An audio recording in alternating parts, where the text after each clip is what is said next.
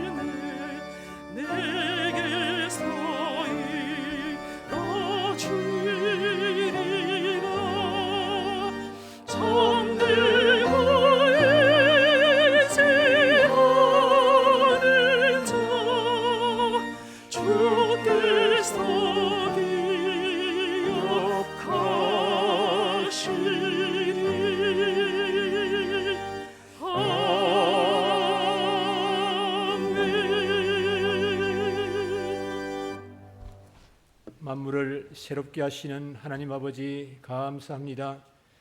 내일 일을 예상하기 어려운 이 가운데서도 희망의 새해 1월의 5번째 주일을 주셔서 감사합니다.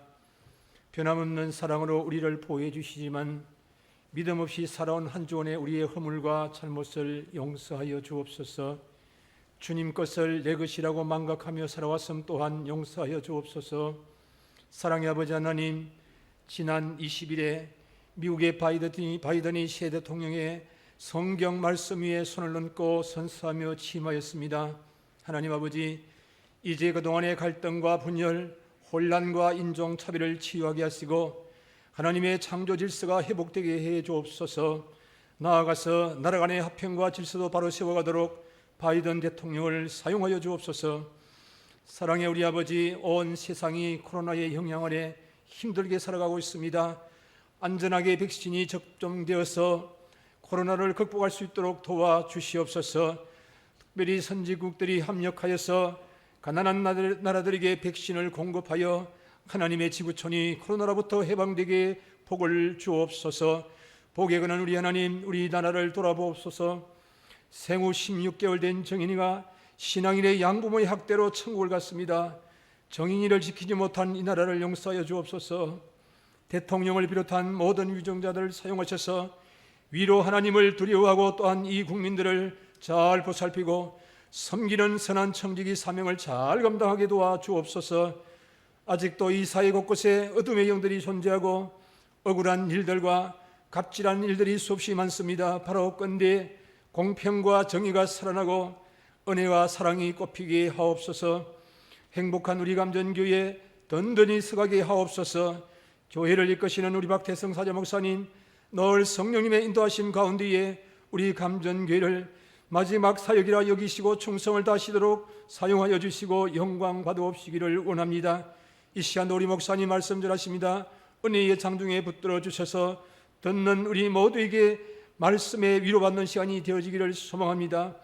우리 교회 학교와 남녀 선교회 모든 구역과 재직부서를 우리 하나님의 은혜로 생기가 넘치게 하시고 다시 일어나는 금년 한 해가 되게 해 주옵소서. 이 시간 함께 머리 숙인 우리 성도님들의 기도를 들으시고 우리의 마음에 소원을 하시는 하나님 아버지, 이 예배 가운데 만나주시고 다 해결해 주옵소서. 모든 영광 우리 주께 올려드립니다. 예수님 존귀하신 이름으로 감사하며 기도 올립니다. 아멘.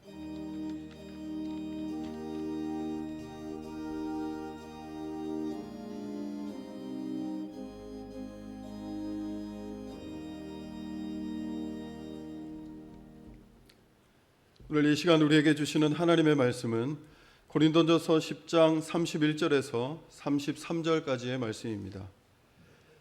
그런즉 너희가 먹든지 마시든지 무엇을 하든지 다 하나님의 영광을 위하여 하라. 유대인에게나 헬라인에게나 하나님의 교회에나 거치는 자가 되지 말고 나와 같이 모든 일에 모든 사람을 기쁘게 하여 자신의 유익을 구하지 아니하고 많은 사람의 유익을 구하여 그들로 구원을 받게 하라. 아멘.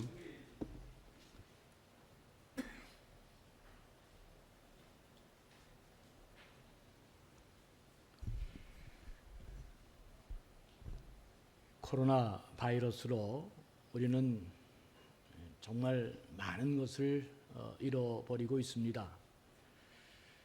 그러나 더욱 안타까운 것은 기독교 유산이 말할 수 없이 치명적인 내상을 지금 입고 있다고 하는 사실입니다.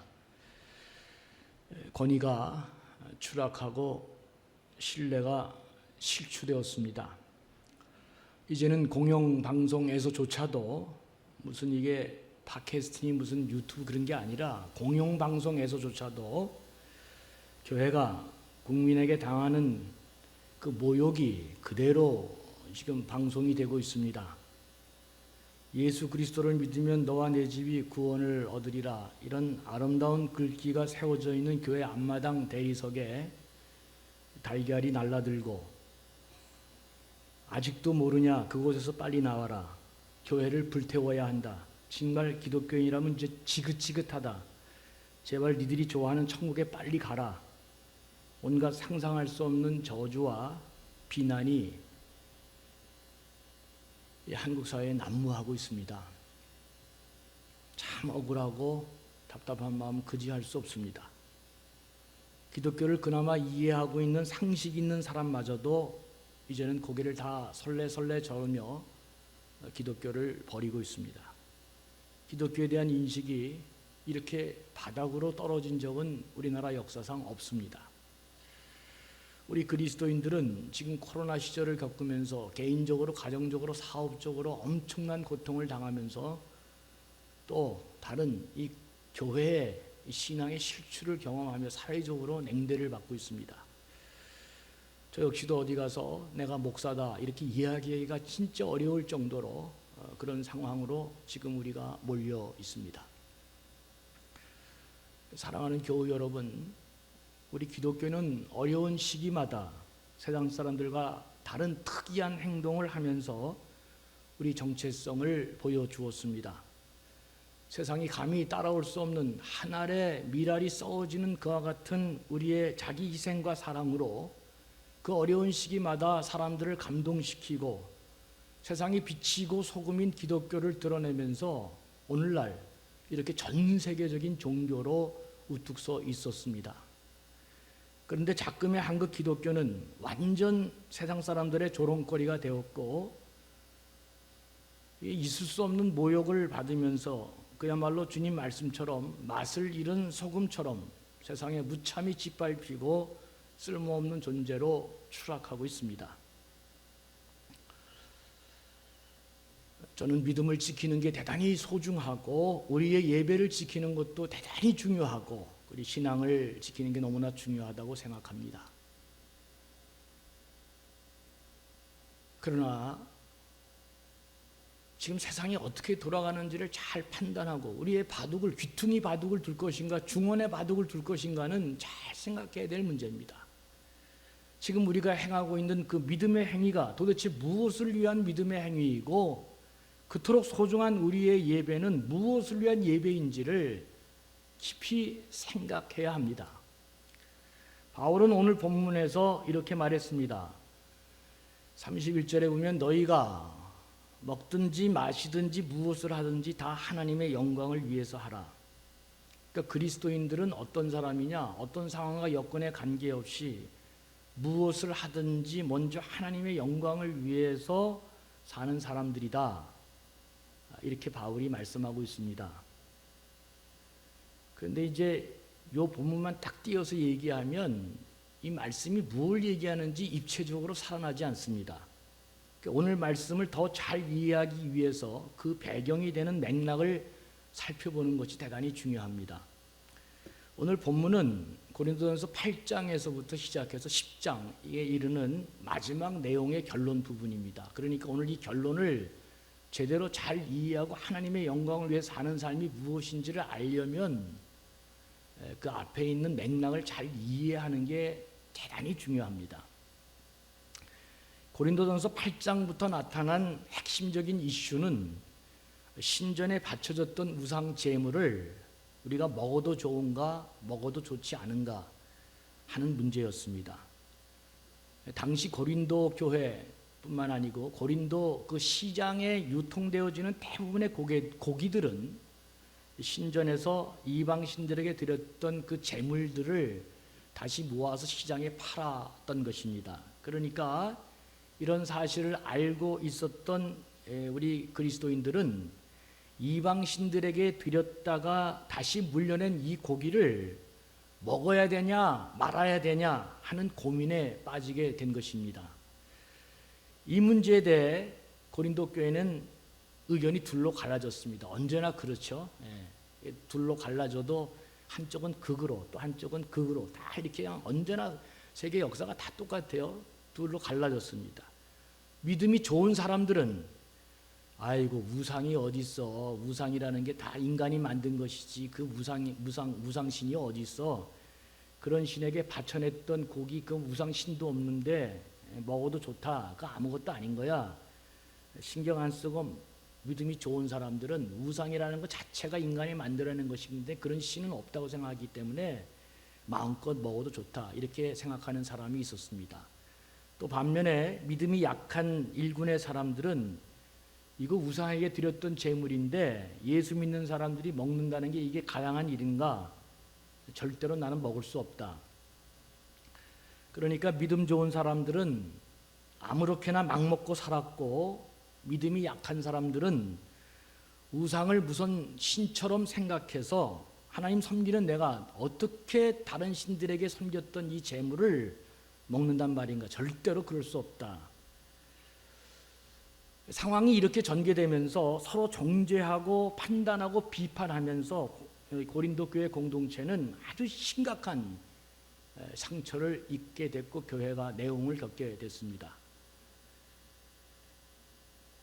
이런 가운데 사도 바울은 이제 고린도전서 8장에서 10장에 이 문제에 대한 성령의 영감 속에서 이 문제에 대한 처방을 내리게 됩니다. 우선 주목할 것은 바울은 누가 옳으냐 그르냐 이렇게 말하지 않았다고 하는 점입니다. 그는 고린도전서 8장 9절에서 누가 옳으냐 그르냐 이렇게 얘기하지 않고 이렇게 얘기했습니다. 그런즉 너희의 자유가 예수 그리스도를 믿고 자유함을 얻은, 모든 것을 자유함을 얻은 그런 사람들, 구약에 말하는 음식의 정결법까지도 다 자유함을 얻은, 예수 그리스도 믿고 참 자유를 얻은 너희들은 너희의 자유가 믿음이 약한 자들에게 걸려 넘어지게 하는 것이 되지 않도록 조심하라, 이렇게 말했습니다. 그러니까 바울에 의하면 예수 그리스도를 믿고 올바른 지식이 있어서, 신앙의 지식이 있어서 우상은 아무것도 아니고 인간이 만든 것이기 때문에 우상에게 드려졌던 거 개의치 말고 그냥 아무렇지도 않게 먹을 수 있다. 그래서 그런 사람들이 뭐 아무 데서나 파티하고 고기를 먹으면 믿음이 약한 사람들이 그걸 보고 어떻게 생각하겠느냐, 그런 말입니다. 그러면서 바울은 그 이어 8장 13절에서 이렇게 말합니다. 그러므로 만일 음식이 내 형제를 실족하게 한다면 나는 영원히 고기를 먹지 아니하여 내 형제를 실족하지 않게 하리라.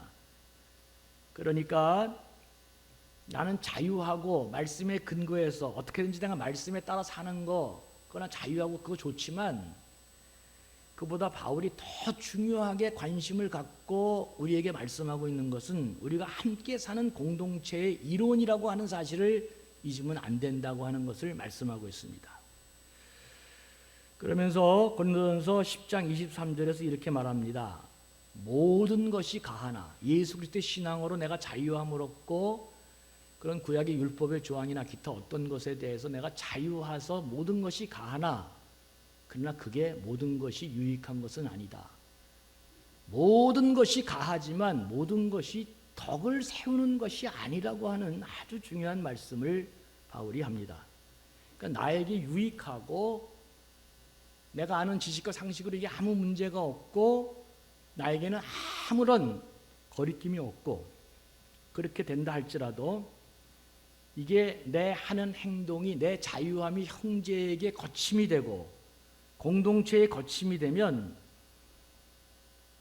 그 내가 자유해도 안 할 수 있어야 된다. 이게 바울이 우리에게 가르쳐주는 말씀입니다. 이런 맥락에서 바울은 오늘 본문에서 결론적으로 그리스도인의 세 가지 중요한 행동 강령을 고린도 교회에 선포합니다. 첫째가 바로 31절에 나왔던 너희가 먹든지 마시든지 무엇을 하든지 다 하나님의 영광을 위해서 하라는 것입니다. 이제 우리가 예수 그리스도의 십자가의 보혈로 자유함을 얻고 하나님의 자녀가 되기 때문에 우리는 구약의 음식의 정결법 관계없이 먹고 마시는 것이 모두 우리들은 자유하게 됐습니다. 옛날에 저는 뱀장어 못 먹었어요. 장어고기 구약에서 먹지 말라 그래서. 근데 지금은 먹어야 안 먹어요? 예, 없어서 못 먹어요. 예, 여러분 돼지고기 먹어야 안 먹어요? 예, 우리 다 자유하죠. 음식에 대해서 자유합니다. 내게 주신 모든 것이 하나님의 선물이고 축복이기 때문에 우리는 자유롭게 다 음식 먹을 수 있습니다. 그런데 바울은 먹든지 마시든지 무엇을 하든지 하나님의 영광을 위하여 사는 사람이 되어야 한다고 얘기합니다. 고린도전서 10장 26절에서 28절을 한번 보죠. 거기 이렇게 써 있어요. 그렇게 얘기하면서 이는 땅과 거기 충만한 것이 다 주의 것임이라. 그러니까 다 우리가 하나님의 은혜와 축복 감사하면 다 먹을 수 있어요. 그런데 27절에 보면 이렇게 되어 있어요. 불신자 중에 누가 너희를 청할 때 너희가 가고자 하거든 너희 앞에 차려놓은 것은 무엇이든지 양심을 위하여 묻지 말고 먹으라 그랬습니다. 불신자가 우리를 초대했어요. 근데 거기에서 그러니까 여러분 이걸 오해해서 들으면 안 됩니다. 오해해서 들으면 안 돼. 만약에 예를 들어서 어떤 음식이 나왔다 그러면 불신자를 초대했으면 그냥 다 먹으라 이렇게 얘기를 했어요. 제가 옛날 제주도에서 목회할 때 진짜 나이 많으신 어르신이 그 집에 홀로 사시는데 내 신방 갔어요. 진짜 가서 축복하고 기도하고 예비하고 그 어른이 너무너무 가엾고 그래서 내가 최선을 다해서 그렇게 섬겼는데 그 어른이 개를 잡아줬어요. 개를. 근데 나는 게를 고기를 한 번도 먹어본 적이 없었습니다. 근데 더욱이 그 어른이 게를 잡았는데 이게 냄새가 너무 나는 거예요. 게 고기가. 우리 집사람하고 저 가서 이제 예배드리고 하는데 거의 우리 집사람은 거의 기겁을 하고 진짜 그날 죽는 줄 알았어요. 근데 저는 그거 다 먹었어요. 아마 내가 그때 1년치 먹을 깻잎과 그 마늘을 아마 내가 1년치 먹을 거 거기서 다 먹지 않았나 그렇게 생각합니다. 그리고 화장실 가서 막 토했어요. 그래도 그 나이 많으신 80대신 어른이 목사님 와서 이렇게 예배드리고 자기 집을 찾아와서 이렇게 너무 고마워서 그걸 만든 음식을 그 맛있게 안 먹을 수가 없으니까 간신히 한 그릇 비웠더니 또 한 그릇 주시더라고요. 내가 그걸 잊지를 못합니다. 지금도. 우리 집사람은 거의 뭐 진짜 돌아가실 뻔했고 저도 그냥 그 표정 말고서 이렇게 먹었어요. 이거는 좀 이해가 안 되는 얘기지만 만약에 불신자 집에 초대를 받고 여러분들이 전도하는 사람의 집에 갔는데 그 사람이 내온 음식이 좀 이게 진짜 우리 상식에 좀 이게 안 맞는 게 나왔다 그래도 먹으라는 것입니다. 그 다음에 28절 보면 누가 너희에게 이것이 재물이라 말하거든 알게 한 자와 그 양심을 위해서 먹지 말라. 이거 딱 이렇게 선포하고 이거 안 되는 음식이다 말하면 어떻게 하는 거예요? 먹지 말라는 것입니다. 무슨 말인지 감이 잡히죠? 그러니까 먹느냐 안 먹느냐 그게 중요한 게 아니라 내 이 행위를 통해서 하나님께 영광이 되고 더불어 사는 공동체에 거침이 되는지 안 되는지 그거를 예의주시하게 잘 보라. 그런 얘기가 될 것입니다. 그렇다면 하나님의 영광을 위해 살라는 그 내용은 구체적으로 지금 뭘 말하는 것이냐? 이 바울의 이야기를 기본으로 해서 그럼 이걸 뭘 얘기하는 것이냐? 요한복음 15장 8절에 보니까 예수님이 직접 이렇게 얘기했어요. 너희가 열매를 많이 맺으면 내 아버지께 영광을 받으실 것이다 그랬습니다. 그러니까 열매를 많이 맺는 삶을 살면 하나님의 영광을 받는다는 거예요. 하나님의 영광을 위한 삶을 하나님께서 원하시는 열매를 맺는 삶을 많이 살 때 하나님이 영광을 받으신다는 것입니다. 우리가 기도하고 찬양하고 거룩하게 예배를 드리는 이 궁극적인 이유가 무엇이냐? 하나님이 원하시는 그 아름다운 열매를 많이 맺기 위함이다. 그런 말입니다. 마태복음에서 5장 16절에 보면은 예수님이 또 이렇게도 얘기하셨어요. 너희는 이같이 너희 빛이 사람 앞에 비추게 해서 그들로 너희 착한 행실을 보고 하늘에 계신 너희 아버지께 영광을 돌리게 하라. 이 열매 맺는 삶은 착한 행실과 깊게 연관되어 있구나. 그러면 여러분 착한 행실만 하면 다 되는 것입니까? 내가 남도 도와주고 긍휼히 여기고 불쌍히 여기고 밥도 먹여주면 다 그럼 착한 행실입니까? 아니죠. 그렇게 하는 행사하기 이전에 그 남의 거 빼앗아서 남의 거 속이고 훔치고 그렇게 해서 착한 행실을 하면 그게 무슨 착한 행실이 되는 거예요? 그러니까 이 착한 행실에는 반드시 오늘 장로님 진짜 기도 은혜스럽게 잘하셨는데 바른 공의와 정의가 포함된 것이 전제되어 있는 착한 행실인 것입니다. 여러분 구약에 있어서 복음은 단연코 공의와 정의를 실천하는 삶입니다. 하나님이 기뻐하시는 착한 행실은 반드시 그 기저에 바른 공의와 정의가 전제되어 있는 삶을 의미하는 것입니다. 잠언 21장 3절을 보면 이렇게 되어 있어요. 공의와 정의를 행하는 것은 제사 드리는 것보다 여호와께서 기쁘시게 여기시느니라. 심지어 예배 드리는 것보다도 너희가 밖에 나가서 공의와 정의를 행하는 것이 하나님이 더 기쁘게 보시는 일이다 이렇게 얘기했습니다.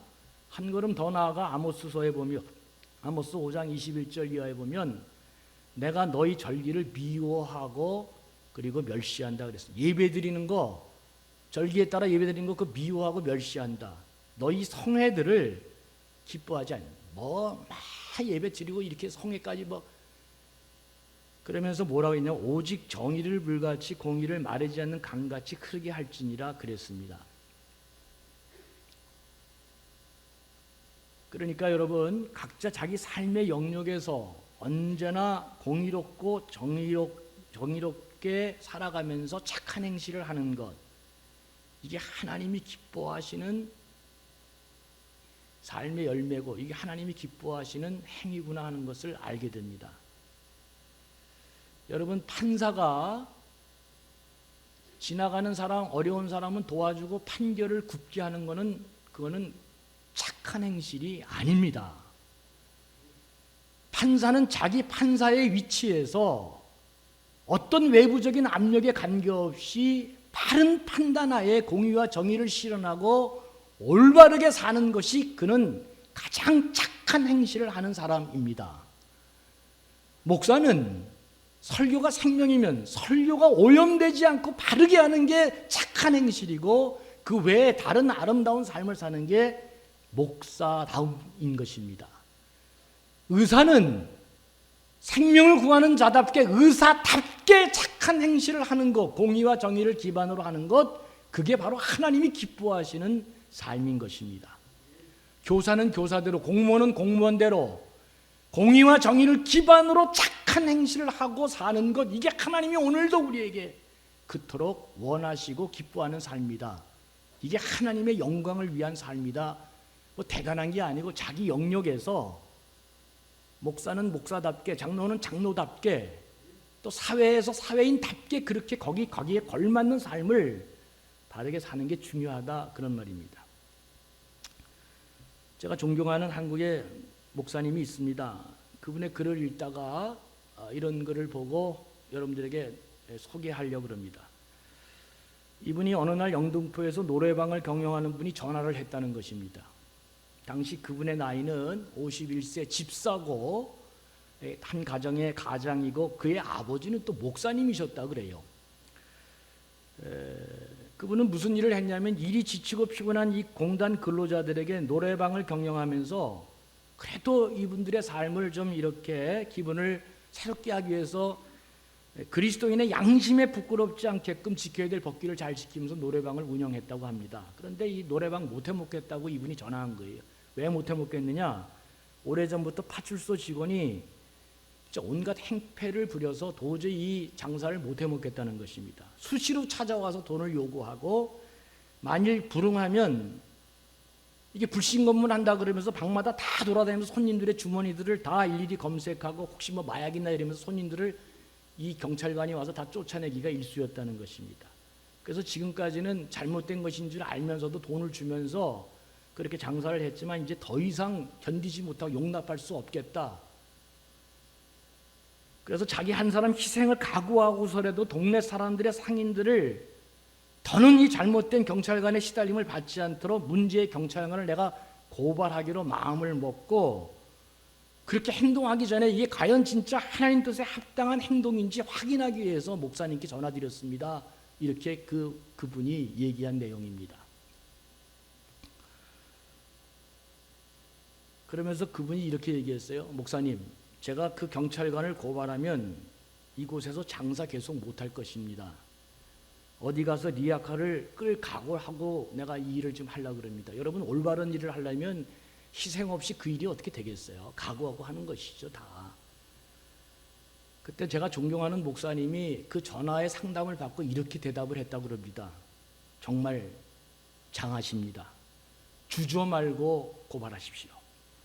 내 한 사람이 어떤 손해를 당할지라도 불의에 맞서 많은 사람을 그 고통에서 벗어날 수 있게 할 수 있다면 그것이야말로 십자가를 져야 될 그리스도인의 의무요, 하나님이 기뻐하실 행동일 것입니다. 그렇게 전화하자 이분이 목사님 너무 감사합니다. 그러시면서 내친 김에 한 가지만 더 목사님 질문 드리고 싶습니다. 그 악독 경찰관도 어엿한 가장임에 틀림없는데 내가 만일 그를 고발할 경우 그의 가정이 당할 것을 생각하면 그도 많은 고통을 당할 것이 뻔한데 기독교인으로서 바른 공의와 정의를 추구해야 될 그 의무와 그럼에도 불구하고 그리스도인으로 많은 사람을 사랑해야 된다는 이 긴장관계를 제가 어떻게 해결해야, 어떻게 정리해야 되겠습니까? 이 질문을 목사님께 했던 것입니다. 그랬더니 목사님이 사람이 사랑하거나 용서하는 것은 상대방을 죄 가운데 방치해 두는 것을 결코 의미하는 것이 아닙니다. 오히려 죄에서 건져내는 것입니다. 성도님은 그 경찰관이 단순히 불의하기 때문에 고발하는 것이 아니라 사랑하기 때문에 고발해야 됩니다. 그러면서 그 마지막 말이 저는 참 좋더라고요. 성도님의 고발로 인해 그와 그 가족이 고통을 겪을 수는 있겠지만 그것 때문에 그들은 이제 잘못된 삶을 돌이켜서 바른 삶을 살게 된다면 그보다 더 큰 사랑은 없습니다. 이렇게 이야기했습니다. 그래서 그분이 아유 목사님 명쾌하게 잘 정리해서 고맙습니다. 제가 주님을 믿는 그리스도인답게 목사 아들답게 노래방을 닫는 한이 있더라도 내가 이 일을 추진하겠습니다. 그리고 전화를 끌었답니다. 그러고 나서 이 목사님은 그 사람이 어느 교회 다니는지 이름도 얼굴도 모르지만 그분을 위해서 지금까지 기도했다. 이렇게 그 글에 쓰고 있습니다. 여러분, 배고파서 도둑질을 했다. 이거하고는 차원이 다른 문제인 것입니다. 악을 막아야 될 경찰관이 그런 짓을 했다. 이건 100번 고발을 해야 됩니다. 목사가 그런 짓을 했다. 이거 용서받을 수 없는 일인 것입니다, 여러분. 그건 상황이 그렇게 아닌 거예요. 그건 바른 길로 돌아가도록 만들어야지. 그게 바른 사랑의 실천이지. 그걸 그대로 놔두면 그건 있을 수 없는 일이 벌어지는 것입니다. 사랑하는 교우 여러분, 이 불의와 부패가 난무하는 가운데도 아직도 사회가 이렇게 건재한 것은 이 삶으로 어떻게든지 하나님께 영광을 드리려고 하는 참된 그리스도인들이 오늘날 많이 있다고 저는 확신합니다. 하나님은 우리의 찬양과 예배로만 영광 받으시는 분이 아니라 우리 찬양과 예배로만 영광 받으시는 분이 아니라 우리 아름다운 삶의 열매로 그렇게 영광 받으시는 분임을 잊지 말고 살아야 됩니다. 우리는 무슨 일을 하든지 자기 영역에서 반드시 공의와 정의를 기반으로 해서 착한 행실을 통해 하나님의 영광을 드러내는 삶이 되어야 합니다. 목사다움이 있고 판사다움이 있고 의사다움이 있는 것입니다. 우리 그리스도인들은 그런 공의와 정의를 기반으로 해서 착한 행실을 통해 하나님의 영광을 드러내고 세상 사람들이 따를 수 없는 그런 품위 있고 성숙하고 능력 있는 삶을 살아내면서 참된 그리스도의 일꾼으로 살아야 된다. 이게 바울이 이거 먹어야 됩니까? 말아야 됩니까? 이런 얘기에 관계없이 우리가 살아야 될 삶의 방향을 하나님이 영광받는 삶이 무엇인지를 얘기한 것입니다. 둘째는 32절에 그렇게 기록되어 있습니다. 유대인에게나 헬라인에게나 하나님의 교회에 거치는 자가 되지 말고 나의 유익을 구하지 아니하고 많은 사람의 유익을 구하는 사람이 되라. 하나님의 영광을 위하는 삶이 또 하나로 정의되면서 많은 사람들의 그 유익을 위해 사는 사람, 많은 사람들을 기쁘게 하는 삶으로 이게 발전되어 가고 있습니다. 그러니까 그리스도인의 두 번째 행동 강령은 언제든지 우리가 다 그렇게 살 수는 없지만 마음속으로 모든 사람을 기쁘게 하고 많은 사람에게 유익을 주는, 그래서 영광을 드러내는 삶을 살아야 된다, 이런 이야기를 했습니다. 그런데 거기 본문에 보면 나와 같이 모든 일에 모든 사람을 기쁘게 하여, 이런 말이 있어요. 바울이 이 이야기가, 바울은 그 고린도전서 9장에서 자기의 이야기를 하게 됩니다. 바울은 내가 복음의 일꾼이 돼서 복음을 위해서 일하고 사는데, 그러니까 이게 참 음식 문제로 얘기하다가 바울이 깊이 있게 다 얘기를 해요. 내가 하나님의 복음을 받은 자가 돼서 하나님의 사역을 전하는 일꾼이 됐습니다. 그런데 나라고 해서 베드로처럼 다른 사도들처럼 내가 아내하고 결혼할 권한이 없겠습니까? 나라고 많은 혜택을 받고 돈도 받고 먹고 마실 권한이 없어서 내가 이러고 있는 줄 아십니까? 그러면서 고린도전서 9장 12절에서 바울은 이렇게 말합니다. 다 다른 이들도 너희에게 이런 권리를 가졌거늘 하물며 우리일까 보냐. 여기 우리는 바울과 바나바를 말합니다. 베드로를 이하 포함해서 모든 사도들이 다 결혼도 하고 돈도 받고 마실 것도 하고 모든 권한 혜택을 다 받고 살고 있는데 나라고 그런 권한이 없어서 내가 그걸 안 받고 사는 줄 아느냐? 나도 당연히 그렇게 살 수 있다. 그러나 우리가 이 권리를 쓰지 아니하는 것은 범사에 쓰지 아니하고 범사에 참는 것은 그리스도의 복음에 아무런 장애가 없게 하려 함이로다. 그러니까 복음의 일꾼이 돼서 그 일을 감당하면서 그 많은 혜택과 돈과 권리와 마시고 먹고 다 그 받을 수 있는 권리가 있지만 나는 복음을 위해서, 교회를 위해서 그 내 자유와 내 권한을 다 누리지 않겠다.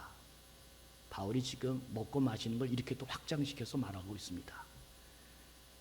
그러니까 여러분, 다른 사람에게 기쁨을 주고 유익을 주고 교회에게 유익을 주고 이런 참 올바른 삶을 살려면 누릴 수 있는 자신의 권리와 자유를 제한하지 않으면 이런 일이 이루어질 수 없겠구나,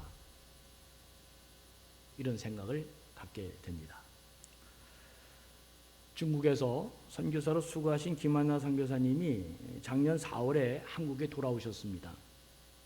중국에서 철저하게 지금 선교 맡고 있죠. 선교사들 다 추방하고 있는 가운데서 어쩔 수 없이 작년 4월 달에 김한나 선교사님이 한국에 이제 나오셨더라고요.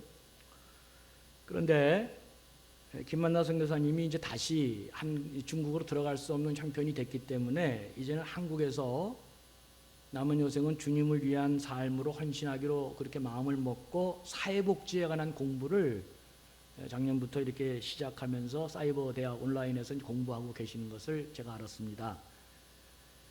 중국에서 선교사님이 어려운 시기를 보낼 때 갑자기 이게 선교사님과 연락이 우리 교회가 닿지 않고 특별히 교회에서 보내는 선교비가 전달되지 않아서 우리 당회가 많이 걱정했어요. 지금 중국 상황이 선교사를 다 추방하고 선교를 이렇게 강하게 탄압하는 쪽으로 가고 있는데 이 선교사님이 연락도 안 되고 선교비도 전달이 안 되니까 이게 뭐 생명을 잃어버리진 않았나, 건강이 잘못되진 않았나, 우리 당회가 무척 걱정을 많이 했습니다.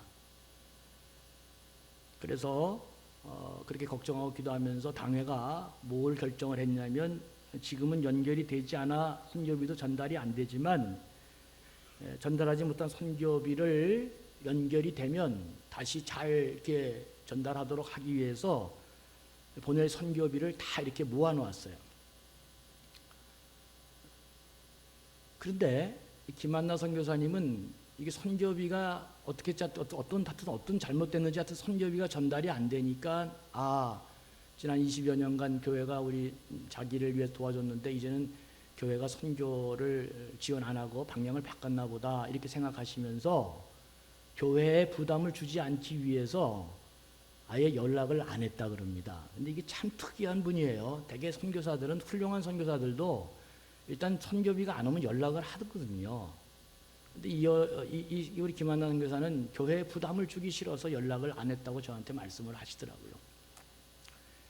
지난 금요일이죠. 그저께 이분이 찾아오셔서 제가 너무 반갑게 만나고 살아있음을 보고 너무 감사해서 상황도 이런저런 상황 다 듣고 이야기를 나눴습니다.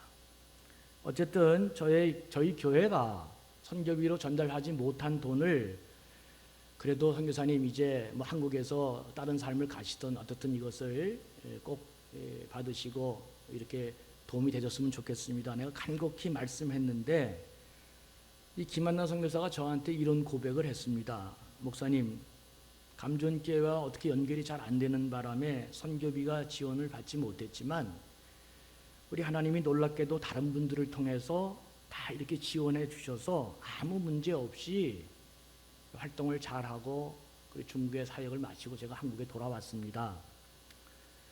선교사로 내가 사역하면서 하나님께서 이렇게 잘해주시고 무사히 모든 일들을 다 보내고 한국에 무사히 돌아오게 했는데 무슨 선교비를 제가 또 받겠습니까? 하나님 다 잘해주셨습니다. 선교사의 양심으로 도저히 그렇게 못하겠습니다. 그렇게 할 수 없습니다. 2번이나 간곡히 얘기해도 선교사님이 선교비를 거절했습니다. 그리고 만일 저를 위해서 그렇게 모아둔 돈이 있다면 하나님 영광을 위해 꼭 필요한 곳에 사용하기를 간절히 당부하면서 목사님 자꾸 그러시면 내 그 돈 다 교회에 헌금해 버릴 테니까 그렇게 해주십시오. 참된 선교사의 정신이 이렇게 제 마음에 연결돼서 참 마음이 울림이 있었습니다.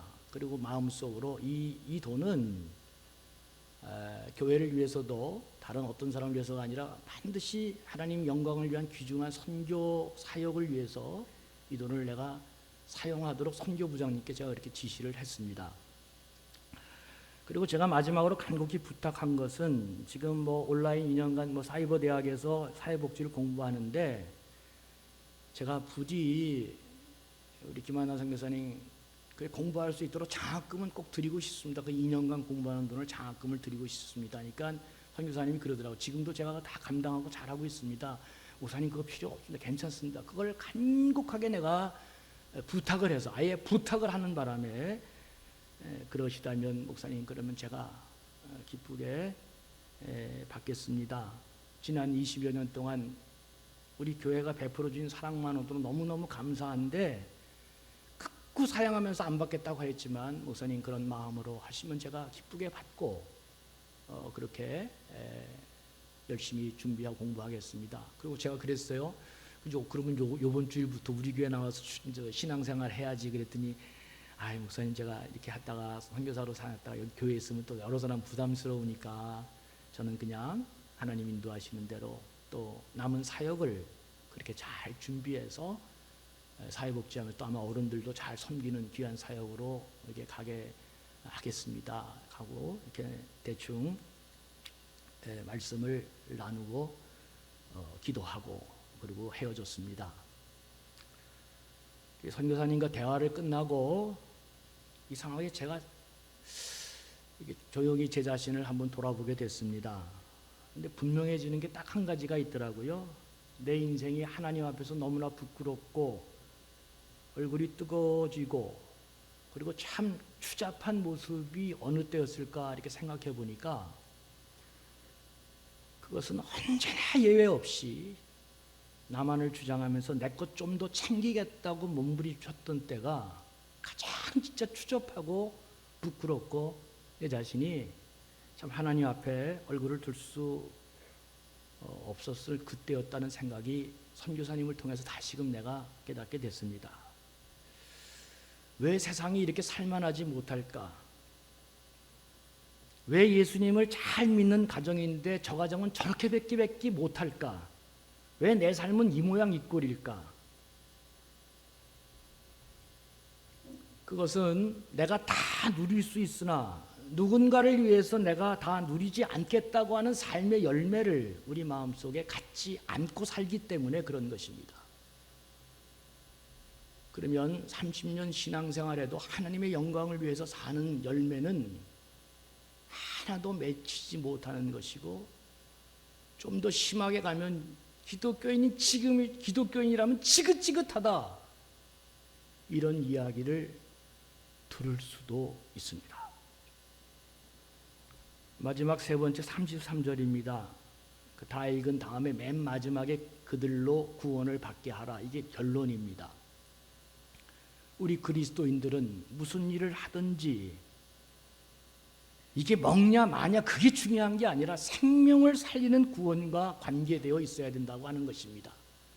내가 하는 오늘 이 행동 하나로 과연 이것이 구원을 이루는 일에 연결되어질 때 이게 과연 가능한 일이냐 아니냐를 잘 생각하라는 것입니다. 교회는 누군가 구원을 위해서 존재하는 것입니다. 그렇기 때문에 오늘 내 행동이 이 목적을 상실하는 방향으로 가고 있다면 그건 잘못된 방향으로 가고 있는 것입니다. 과연 내 행동이 교회의 모습이 세상을 구원하는 방향으로 제대로 가고 있는지 세상을 절망시키는 방향으로 가고 있는지 잘 생각을 해야 됩니다. 저는 간혹 목사님들께서 예배는 생명이고 우리의 밥이기 때문에 포기할 수 없다. 그러면 자영업자들이 자신의 생명이고 밥인 돈을 포기하고 문을 닫는 것은 그건 다른 생명이고 다른 것입니까?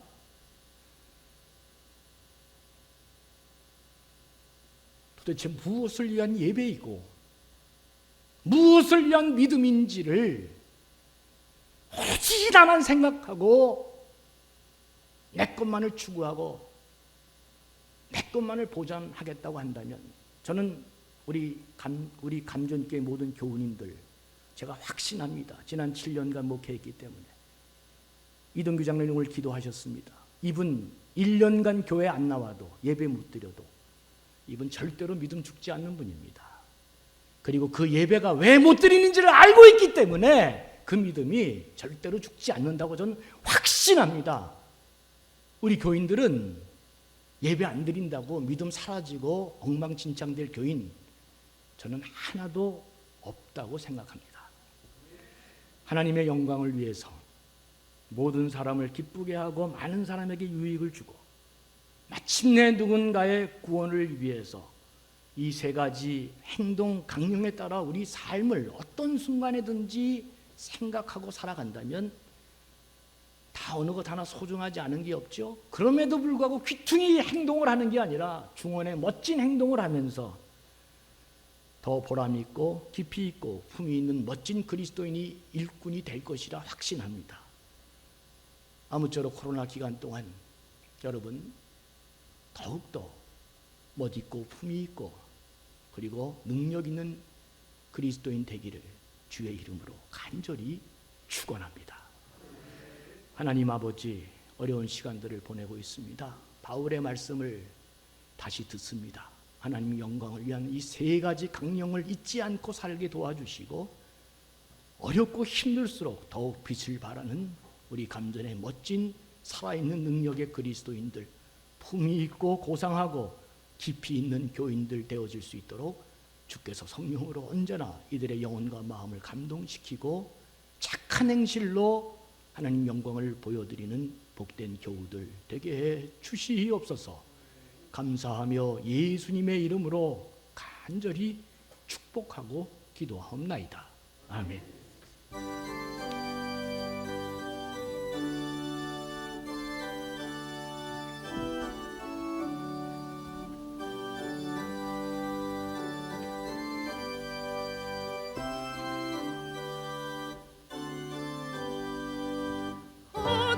내가 너를 때 마음을 신선하여라.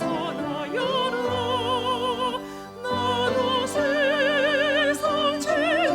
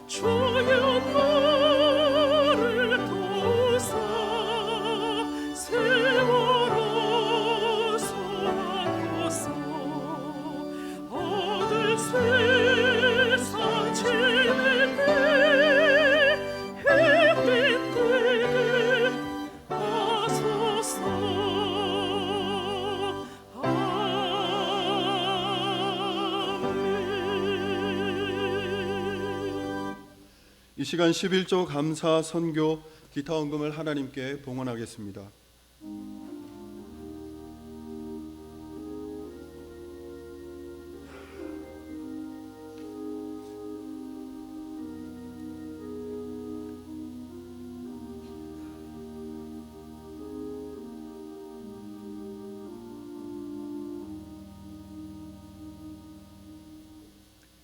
부산시 방역 정책에 따라 오늘 우리 20%나 되는 우리 교인들을 함께 대면하고 예배 볼 수 있도록 하나님 은혜 주셔서 너무 감사합니다.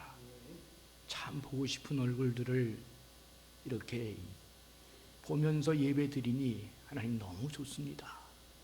부디 어서 속히 이 어두운 시간들을 빨리 지나게 하셔서 그리스도를 머리로 하는 이 몸된 교회가 다 같이 모여 이런 은혜와 감격의 예배를 통해 하나님이 원하시는 그 착한 행실의 삶을 살아내는 하나님 영광을 위해 사는 우리 귀한 감전의 식구들 되게 해 주옵소서.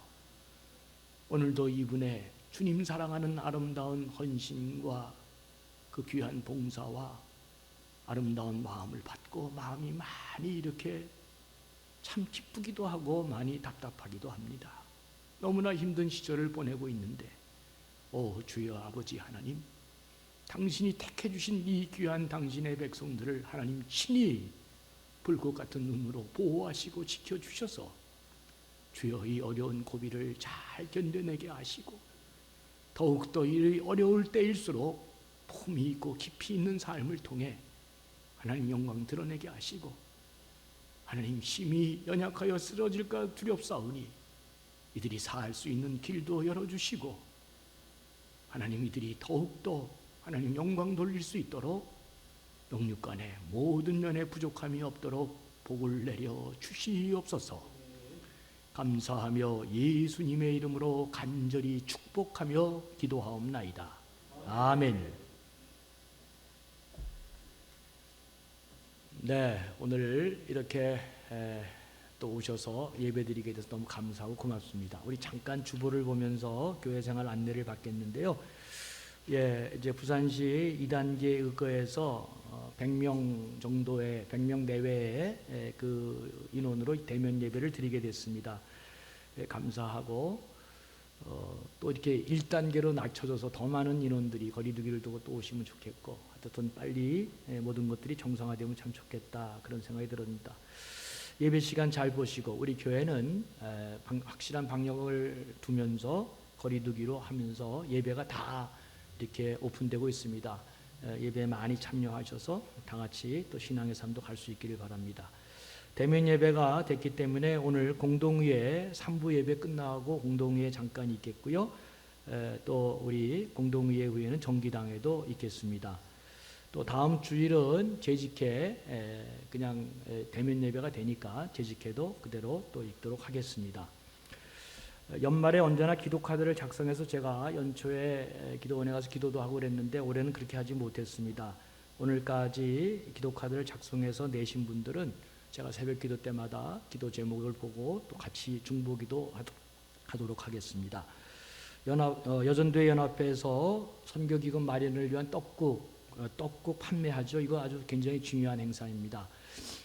이게 설날 되니까 떡국도 먹어야 되겠고 또 이게 사시면 여전도에서 한 푼도 남김없이 진짜 유용하게 잘 사용합니다.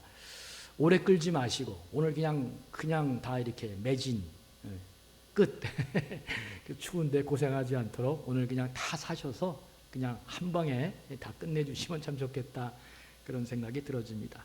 참고해 주시고요. 마지막으로 당부드릴 것은 지금 상황의 여건이 너무 안 좋습니다. 여기서 우리가 교회가 99.9%를 잘해도 하나만 잘못되어지면 진짜 그 비난과 그 책임과 그 모든 걸 감당하기가 어렵습니다. 청년부들한테도 내가 꼭 당부드립니다. 청년부들은 이게 뜨겁기 때문에 이게 모임 갖고 소그룹이 안 되면 참 안 되잖아요. 다른 부서도 그렇던데 어쨌든 지금은 각별히 조심하고 더 조심하고 내가 아니라 남을 위해서도 조심하고 한 번만 잘못되어지면 진짜 우리는 지금까지 다 이렇게 수고한 게 다 헛것이 되고 맙니다. 방역팀에서도 더욱 방역에 힘써주시고 여러분 모두도 가능하면 마스크를 벗고 이렇게 또 다른 사람과 대화하거나 그러지 마시고 당분간은 예배 잘 드리시고 또 빠른 속히 귀가하는 것도 참 좋은 방법이겠다. 꼭 필요한 일이 아니면 그렇게 하는 것도 참 좋겠다. 여러분 꼭 기억하시면서 우리가 그런 방역에도 잘하고 예배에도 성공하는 두 가지 다 성공하는 그런 교우들 됐으면 좋겠습니다.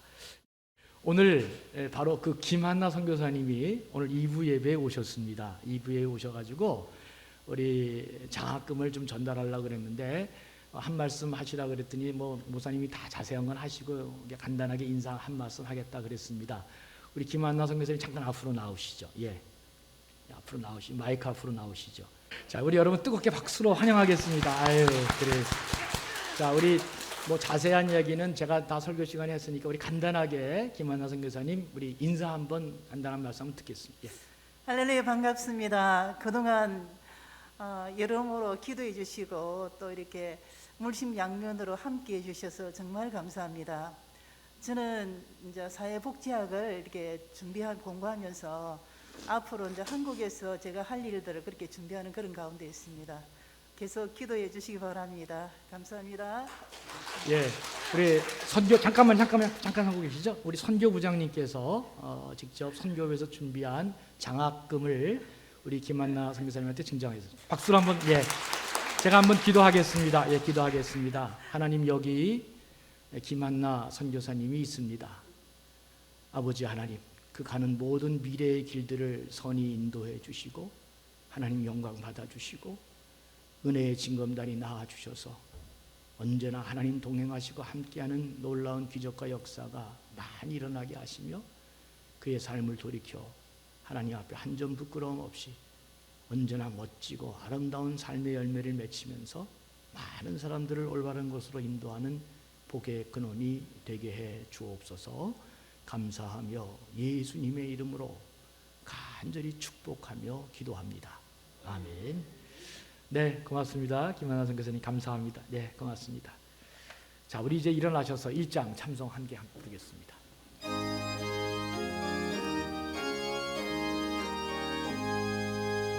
반복의 근원 하나님 온 백성 찬송 드리고 저 천사여 찬송하세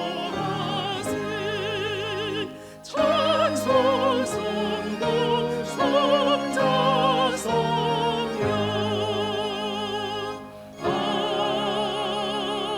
아멘.